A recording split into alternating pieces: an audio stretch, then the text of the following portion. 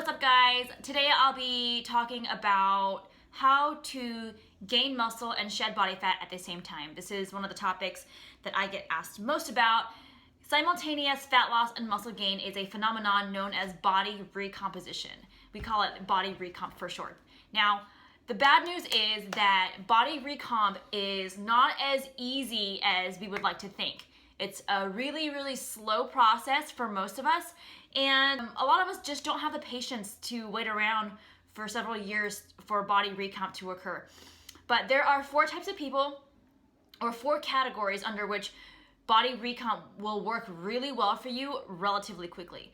The first is if you are a beginner trainee. Now, beginner training doesn't just mean that you are brand new to a weight room and you've never picked up a dumbbell in your life. It could also mean maybe you've been doing boot camps and circuits for the past several years and you have yet to prioritize variations of the squat, bench press, deadlift, hip thrust, and chin up, and you don't push weights over time. You don't go for progressive overload over time. So you're not trying to necessarily get stronger. Now, if you go from doing lots of nonstop circuits with very little rest times and you're just doing super light weights for ultra high reps to all of a sudden now you're trying to get stronger, you're resting several minutes in between reps, that's considered to me, you're still a beginner trainee to me. So I would say 6 months or less of true strength training, you are still a beginner trainee.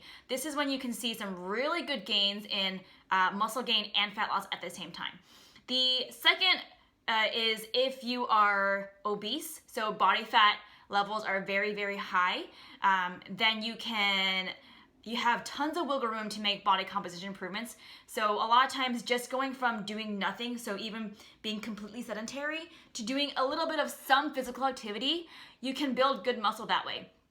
The third is if you're coming back from a training hiatus. So if you are a trained lifter, but let's say for one reason or another, you went on a vacation for several months, or you were out with an injury, where you were very restricted in what you could do. So you're a trained lifter, take several months off of lifting, and you're now getting back to the weight room. And the last category is if you are on steroids, which I basically know nothing about.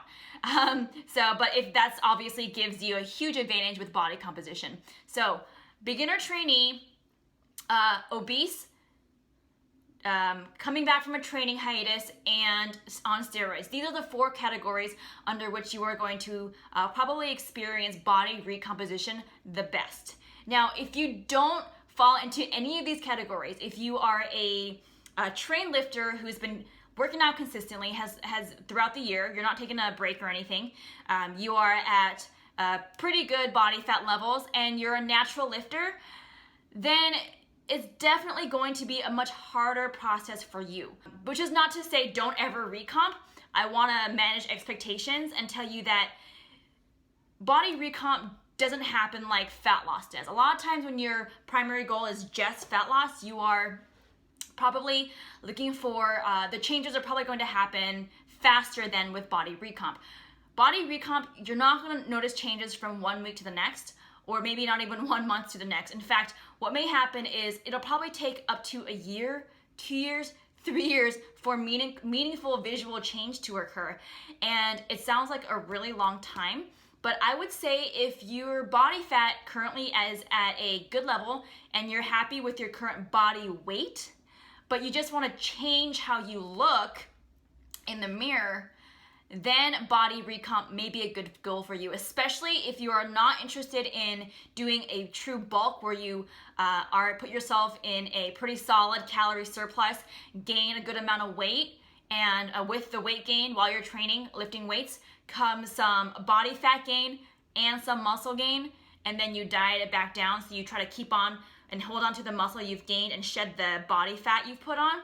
That's bulking and cutting. Not everyone wants to do that. I know for me, I work with women, and a lot of the women that I work with don't want to fluctuate in body weight throughout the year like that, even if it is intentional. They would rather wear the same size clothes year round and fluctuate maybe just a few pounds up and down, while slowly getting stronger in the gym, slowly working on body comp improvements this way. And if this is you, this might be something that you want to consider. The thing to keep in mind if you decide to do this is that You cannot rely solely on scale weight to assess changes, because body recomp, if you are gaining 3 pounds of muscle, let's just say as an example, if you've gained 3 pounds of muscle, but also lost 3 pounds of fat, that's a net 0 change in scale weight. So after several months, if you step on the scale and you see that you've not gained or lost any weight, you might misinterpret that as a sign that you've gotten nowhere. The truth is, scale weight only tells you how much you weigh, your relationship to the scale. It doesn't tell you anything about your body composition. It doesn't tell you anything about how much water weight you're holding on to, how much lean body mass you have, how much body fat you've lost, none of these things. So definitely use scale weight as a tool, but do not take it in isolation. So scale weight may not change throughout the year, or it may just fluctuate a little bit like this. Make sure you're also taking body circumference measurements, especially your waist. Waist circumference is a really good indicator of body fat changes, waist and hips. So those two at the bare minimum. And I would also recommend taking progress pictures, front, side, and back, full body, in minimal clothing. For women, you might want to be in a sports bra and shorts, or maybe a bikini. And for men, boxer briefs or any kind of shorts will do fine. And try to be in the same lighting first thing in the morning after you go to the bathroom. Full body, front, side, and back. Take those progress pictures every 2 to 4 weeks and put them side by side to compare the body composition improvements you're actually making over time. So that's how you can assess the progress. Now, in terms of what to do for your training and your nutrition, if you are coming from a really kind of not great diet, let's just say that, your protein is very, very low. Maybe you're consuming somewhere between 20 to 30 grams a day, which is very, very low. And most of your calories are coming from just complete junk, right? Your calories are through the roof, or they're just kind of a little bit all over the place. A lot of times, even just increasing your protein intake can help a good amount with body composition improvements. It helps with building muscle. It helps with retaining lean body mass while you diet down. It helps with satiety, so keeping you full, which can be very good for dietary adherence. And paired with that, you want to make sure that your calories are set at the appropriate level. So you can, this is funny to me because a lot of times I feel like people think that if you're not dieting, if you're not actively dieting, trying to shed body fat, then you must be piling on weight. So you're either losing weight or you're gaining weight. There's a medium. You can be just maintaining. Maintenance intake just means the number of calories that you need to maintain your current body weight. Now, obviously, this intake is going to vary from one individual to the next.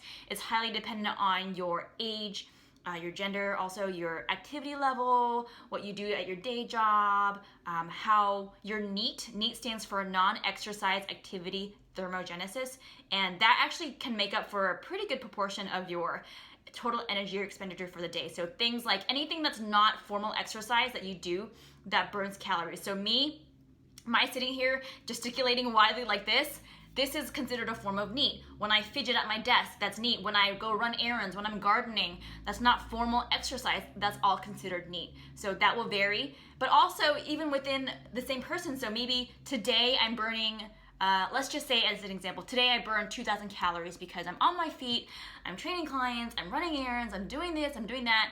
And then tomorrow I happen to be a lot more sedentary. I sleep in, I'm working on the couch, I kind of lounge around. So maybe my calorie expenditure tomorrow is something more like 1,400, right? So from day to day, from one individual to the next, your maintenance intake is going to vary. However, that's okay. You don't have to get in the calories in, calories out right to the very, very gram. The point is that you are roughly at around maintenance intake and eating sufficient protein. For protein, I recommend approximately 1 gram per pound of lean body mass. And the way to calculate that is to first know your approximate body fat percentage.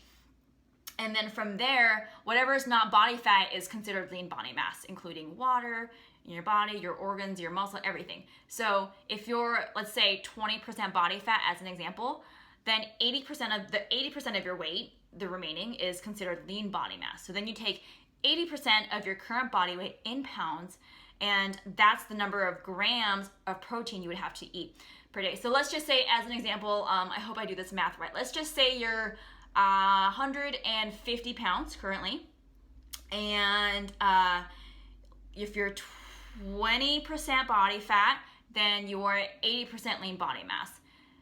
That means your lean body mass is going to be 0.8 times 150, which is 120, maybe 120, I hope. Okay, so that would be 120 grams of protein per day. I hope that makes sense. As a minimum. Now, if you don't know your body fat percentage, because I know that not everyone knows how to gauge body fat from just progress pictures and things like that, and a lot of people are very inaccurate with their own estimations of their own body fat, then what you can do is, there was actually a recent meta-analysis that just came out last year showing that 0.73 grams of protein per total pound of body weight. So you're taking your total mass is sufficient to help retain strength and muscle. But also you have to remember that that's just reporting averages. For you as an individual, you may need a little bit more. In general, the more physically active you are, the higher your protein needs are going to be. But regardless, that's a good starting point. Okay, so that's the nutrition. For training, resistance training is going to be very, very, very important for seeing body composition improvements. So many of you, especially women, make the mistake of overdoing the cardio and not doing enough proper strength training. And you should flip that around. You should prioritize strength training. And I'm not saying don't do any cardio. I'm saying sprinkle it in, but be smart about how much you sprinkle in there, because the strength training is that's what's going to help you build muscle. That's what's going to help build the curves that you're looking for. And you want to, depending on your time availability, your recovery and things like that, I would recommend for most people, anywhere between 3 to 5 days a week of strength training. Prioritize the compound movements. Do variations of what I said before: squats, bench, deadlift, hip thrust, and chin up. You can do push-ups, you can do lat pull downs, you can do split squats, you can do glute bridges, you can do frog pumps. There are so many ways to write effective strength training programs. My recommendation is to incorporate a variety of rep ranges. So you can do medium reps, 8+, you can do 20+ reps. There might be a few sets. For example, if you want to do glute bridges, high rep glute bridges, you might do 2 sets of 50 as part of your workout one day. But I would recommend sticking to a training program for probably anywhere between 4 to 6 weeks is my recommendation. Don't just change your workout every single week. You want to give yourself a chance to get stronger at the specific exercise in the specific target rep range. So give yourself 4 to 6 weeks to improve upon that and gain strength, go up in weight. That's so important. Bring a training journal with you to the gym. Log your workouts. Write down the load you use for how many sets, for how many reps, and then the following week, try to go up in weight a little bit or try to squeeze in one more rep. These are different forms of progressive overload, doing more over time. You have to be pushing it in the gym. You can't just be lifting dinky weights and going through the motions. As far as cardio is, it's great. Obviously, it's great for heart health. It's great for a lot of different reasons, but it should not be relied on as a primary modality for body recomp purposes. What I like to do for myself and most of my clients is prioritize strength training, prioritize nutrition. And as far as cardio, if there's a specific form of cardio activity that you tend to particularly enjoy, like genuinely enjoy, go ahead and do it. As long as it's not negatively affecting your strength training performance, as long as it's not negatively affecting your recovery, go ahead and do it. If you don't tend to really do lots of cardio anyway, and you are pretty sedentary at your job, then go out for a walk every now and then, maybe 30 minutes a day, just to get the physical activity in. Walking is really, really great for a lot of different reasons, okay? So make sure you have those two things squared away: nutrition, strength training. Now, besides that, it's pretty straightforward. Just be really, really, really consistent with your workouts week after week, with your nutrition. I've noticed myself that since even 2 years ago, my body weight's roughly the same, but my body composition is noticeably different. Now, it might not be, like 50% better. It might not be where you don't even recognize me anymore, but I can put progress pictures together side by side and notice that I am a little bit leaner. I have a little bit more muscle than I used to back then. Now, this rate of progress may be too slow for you, and that is completely okay. You do not have to body recomp. Take into consideration the fact that genetics also does play a really big role in how much, and the rate and how much muscle you can gain, how lean you can get, where you gain body fat on your body, and where you lose it from. Those things are genetics. I think genetics is a topic that not many people like to talk about very much, especially those who look amazing year-round. They like to attribute everything to just hard work and due diligence and whatnot, which is not to knock on that at all. Absolutely is an important element of success. But genetics do matter, absolutely matter. So take that into account. You may have mediocre genetics for gaining muscle, mediocre genetics for losing body fat.